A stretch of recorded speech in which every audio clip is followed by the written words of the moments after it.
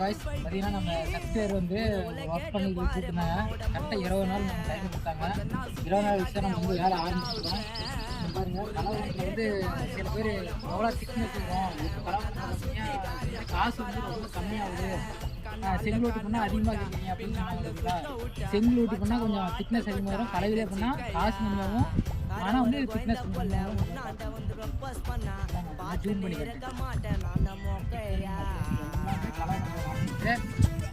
நல்லா ஜூம் பண்ணி நல்லா கிட்ட காட்டு. அந்த திக்னஸ் பாருங்கள் கம்மியாக தான் இருக்கும். அப்படி உள்ளாரையும் பாருங்கள் பால் சில்க் பண்ணிட்டுருக்கோம்.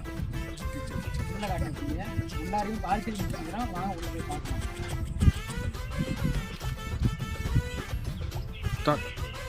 பாருங்க இங்கே வந்து சென்டரில் ஒரு பூ போட்டு சுற்றியுமே சாதா எஸ்பாரம் மட்டும் போட்டுக்கலாம்னு சொல்லியிருந்தோம்.